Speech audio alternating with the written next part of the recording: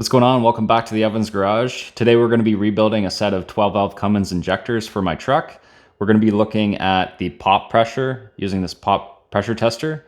We're also going to be looking at the spray pattern, the chatter, as well as the leak down of these injectors. And once we're done rebuilding these, we'll have a nice factory rebuilt set of injectors for my truck to make sure it's running nice and smooth. And hopefully we can get your truck running nice and smooth too. So I've pulled all 6 injectors out of my truck. I'm not going to show you how to do that. That's relatively simple. Just pull the injector lines loose from the injectors, back off these hold down nuts, and then you can use an injector puller tool, which I'll link down in the description, to easily pull the injectors out of the engine. Other parts and tools that you need for rebuilding the injectors, you can get this kit as a little seal kit, has the copper washers for the bottoms of the injectors, has these sealing, sort of U-shaped sealing pieces for the return line on the truck, and then it has this is important, the dust seals for the tops of the injectors where the hold down nuts go. You'll notice when you pull them out, they're likely going to be very brittle and break apart. So there's a replacement set in there as well. You're also going to need a set of replacement or various thickness shims in order to build up the pop pressure a little bit more, because these will likely be a lot lower than what they were originally. You can as well if you want to, but I'm not going to replace the injector nozzles themselves. I'm planning to reuse the nozzles unless there's a significant issue with one of them. It's also a good idea once your injectors are out to clean up the injector seats, wire brushes that are sort of shaped specially to get down into the bores and clean them up a little bit before you put your injectors back in. Once I have the injectors apart, I'm also going to be using this ultrasonic cleaner. This is a 10-liter version. I'll put all the injector nozzles in and the bodies in to clean everything up nice. You can do this by hand, but you don't have to use the ultrasonic cleaner, but this will really get into the inside portions of the nozzles, which I'm going to be reusing. So that's why I got this ultrasonic cleaner for that. And then for testing, you're also going to need this injector pop tester. You can test the spray pattern, the pop pressure, the leak down, and the chatter using this tool. You can pick one up relatively cheap online. I'll also link it in the description box below. So before we rebuild our injectors, we're going to test them in their current state. So we'll take each injector one by one, hook it up to the pop tester, test for our pop pressure, our spray pattern, our chatter, and leak down, and then we'll do our rebuild, and then we'll test all 6 injectors again for all those same parameters. So chuck up one of your injectors into the pop tester tool. Make sure there's diesel in your pop tester. You can prime it a bit. First, we're going to test for our spray pattern and chatter. So we'll tighten this down all the way. And then I'm going to pull down this lever. And for chatter, what you're going to want to do is listen to the sound that it makes as you're cranking. So do a few cranks. And if you hear the chatter of the opening and closing of that nozzle as you go through its cycle, that's what you're listening for. At the same time, we're going to be looking at the spray pattern. The factory nozzles in this truck, this is a 93. It has 6 nozzles, so I'm going to be looking for an even distribution of those 6 holes spraying diesel fuel in 6 different directions that sort of have an even pattern, and I'll show you the view from the other side when we test that. All right, and here's listening for chatter first.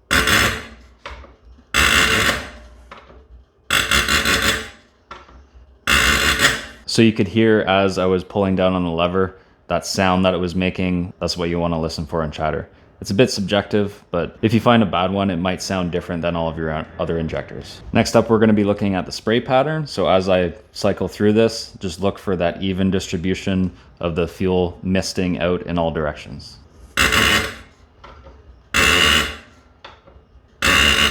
So I'm going to be looking at the leak down next. What I want to do here is crank down the pop tester and hold it back a couple hundred PSI short of where it actually pops. And from that point, for about 10 seconds or so, you're gonna wanna keep an eye around this nozzle area. And if there's fuel that leaks out within those 10 seconds from the nozzle, you'll know you have a bad seal here in the injector nozzle itself. You don't want fuel to be leaking out of the nozzle tip. What will happen though is the return on the upper part of the body here, you will get a bit of fuel leaking there, so don't confuse that portion of the leak with a potential leak at the nozzle. Okay, so I've got the pressure a couple hundred PSI short of where it's going to pop. You can see there's a little bit of leak in the upper portion of the body where the return is. That's not really a leak, but there's just an open hole. You want to keep an eye for about 10 seconds near this nozzle. And if you have a leak, then maybe your nozzles might have to be replaced. In this case though, it's been about 10 seconds and I'm not seeing a leak. So this nozzle is good to go. And the last thing I'm going to be looking at is the pop pressure itself. So a couple different ways I can do this is keep this valve open a little bit and then crank this down and just watch the needle to where it pops and then drops. Other thing I can do is crank this up just below its pop pressure and then turn in on this nozzle, and it'll increase the pressure to the point of where it pops, so you can get a little bit more of a precise and accurate reading. Keep an eye here on the gauge. You can see exactly the pop pressure of the nozzle. So that's about 3,100 psi.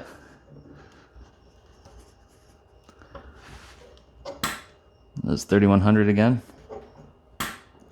So we got about 3,100 psi for this injector. So we'll move on to testing the other injectors, and then we'll come back after all 6 and take a look at the results for all of them. Okay, so here's the results of the before test for all the injectors. As you can see, for our spray pattern, chatter, and leak down, everything is the way it should be. We have nice even spray pattern for all the injectors. The chatter sounded good for all the injectors, and there were no drips for the leak down test. The pop pressures seem to be a little bit lower than what they were from the factory. The factory is 245 bar on these injectors. Printed right on the injectors themselves, it says 245 PS, or sorry, it says 245 bar. You should be able to read it right on the body of your injector. So 245 bar equates to 3,553 PSI. I tested for all 6 injectors. They're between 3,000 and 3,100 PSI for all the injectors. So you can see right there that all the injectors need a little bit of shimming.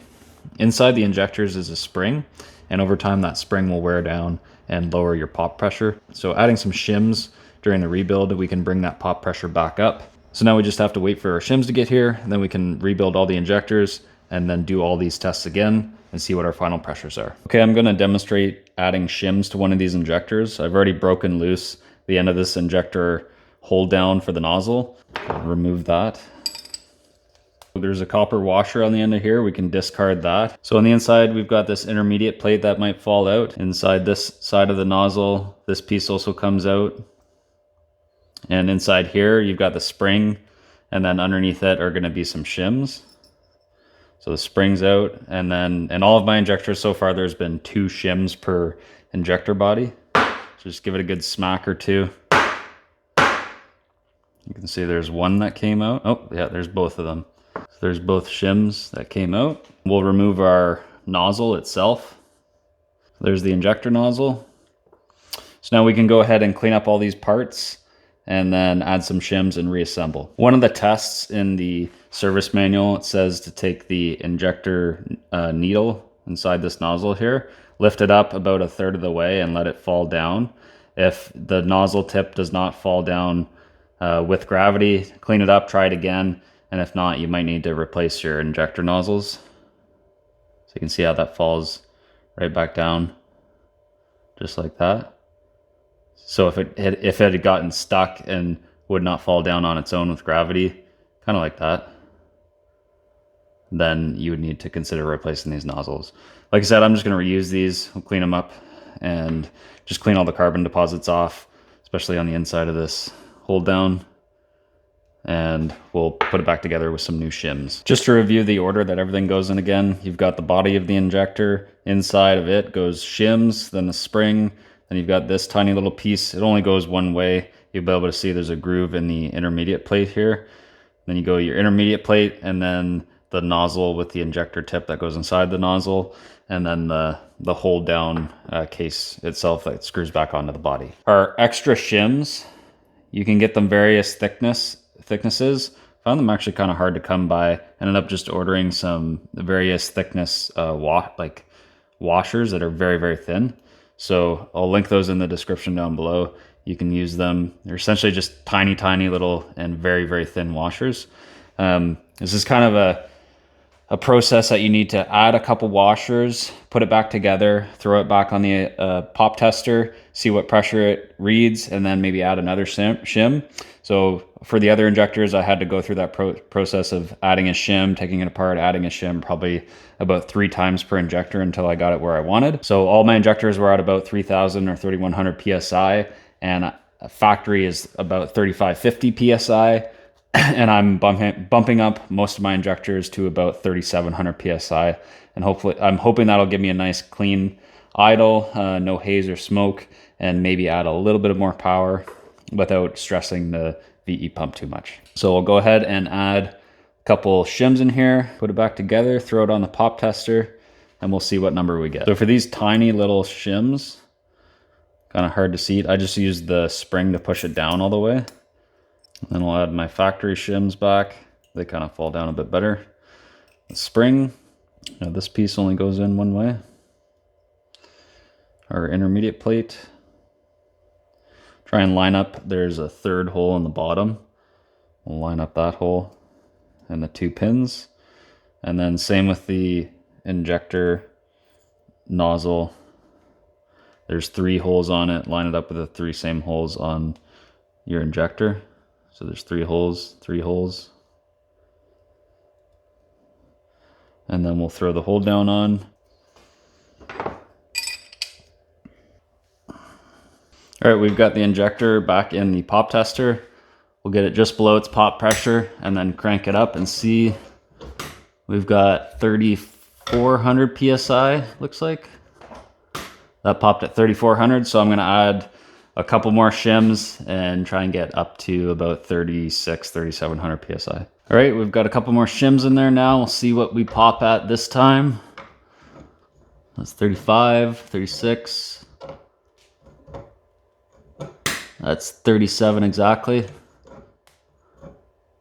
That's 3,700. Now that we've got all the injectors shimmed, I'm gonna go through that entire process of testing the spray pattern, chatter, and leak down, in addition to the pop pressure on all the injectors one more time after I've torqued down the bodies to the proper torque specs, and we'll compare our old to our new readings. All right, so I cleaned these all up in the ultrasonic cleaner once again, and coated them a little bit of WD-40. I'm gonna run them through the pop tester next, and we'll compare all of our readings. All right, and here's the final results. You can see we've raised our pop pressure up to about 3,700 across the board. I'm happy with the pressures there, and our spray patterns were all good. Chatter was still good, and checked again on the leak down for all the injectors, and they're all good. So at this point, we can install them back in the truck and see if it makes any performance differences.